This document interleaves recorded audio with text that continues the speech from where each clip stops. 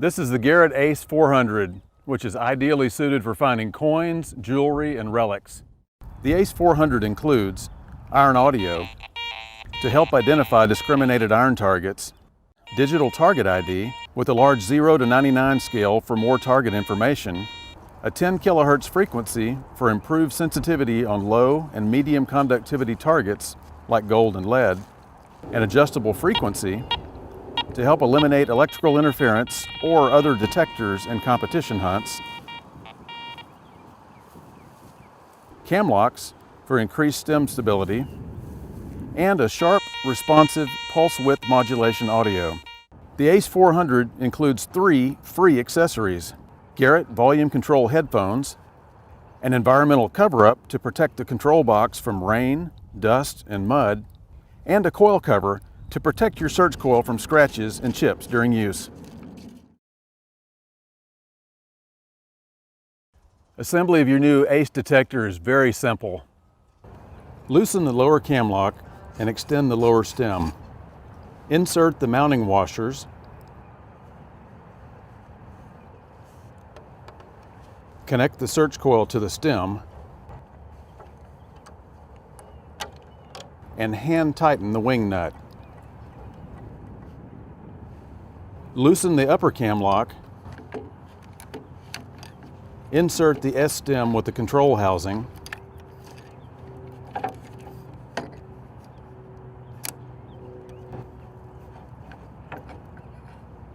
Adjust the lower stem to a comfortable height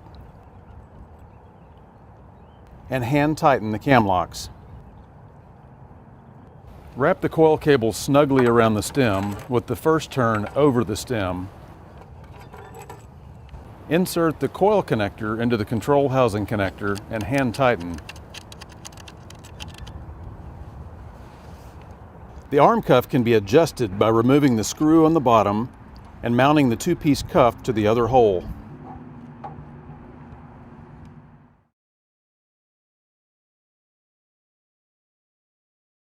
To power on the detector, simply press the power button. To power off, press the power button and hold for about 1 second until you hear that second beep. To restore your detector to factory settings, simply press and hold the power button for about 5 seconds. When you hear that double beep, you'll also notice that it has switched to coins mode, which is the factory default setting. The ACE 400 also includes this battery level indicator. When it's down to 1 bar remaining, it's time to change your batteries. Your ACE 400 is always going to indicate all targets that you encounter in the field, but it's important that you understand target ID. So let's take a look at that. Okay, the ACE 400's target ID includes the legend up at the top. Ferrous or iron items indicate more toward the left side. Non-ferrous or more conductive items are going to be more toward the right. And you can see that US coins are all clearly identified. This lower scale here indicates all the pixels that are switched on, that are active, that have not been rejected. These that are cleared out on this side have been rejected. Although you will see a target ID cursor appear across the top row wherever an item is seen. It'll be audible if it's accepted.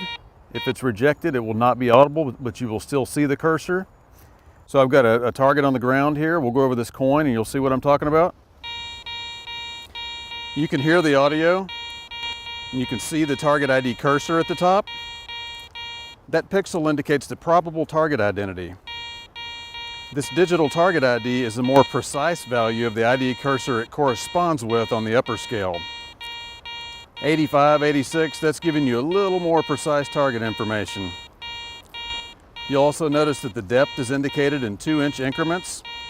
So if this coin was buried in the ground, it would be about 6 inches deep.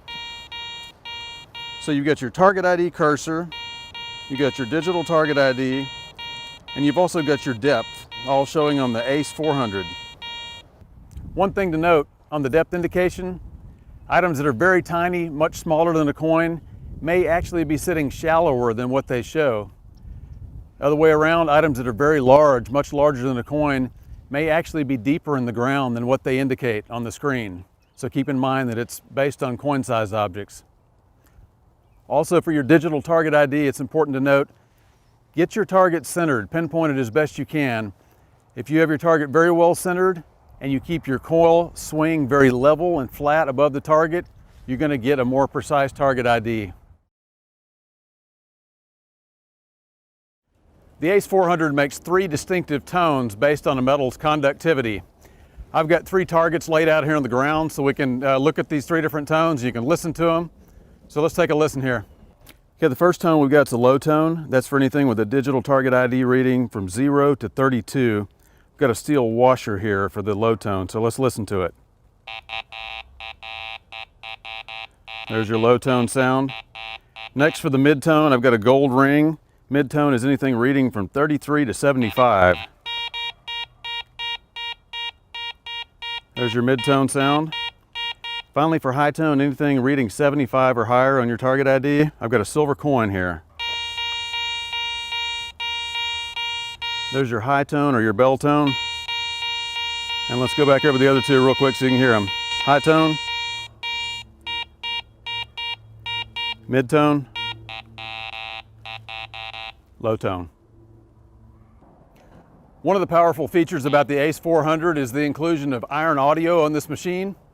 What that does is helps you avoid digging tricky things like flat washers and bottle caps that are often the nemesis of coin diggers. I've got a bottle cap right here, so I'm going to put this on the ground and then let's look at some of the settings and I'll show you how the iron audio works. This button here controls your iron audio, the same as your power button. One important thing to note, you must have some discrimination going on, some pixels of iron notched out in order for iron audio to be functional. So let's go over the target real quick with nothing discriminated. That bottle cup sounds pretty good. It's reading high tone, probably something I would dig. And just for the sake of notching out some iron, I'm just going to switch modes real quick to jewelry. So we got some iron notched out. Let's go over it again and check it though, just with the notches out. Still sounds good. But if I want to double check it, now I hit my iron audio, it indicates that it's on, and let's go back over it and listen. There's some flanking iron sounds. If I'm dead centered on it, still sounds okay, but as I'm coming and going, I can hear that iron grunt on either side of the target. Listen to this. That tells me this is not a pure coin target that I'm digging for. This item contains some iron mixed in with it. So that's the value of checking targets with your iron audio.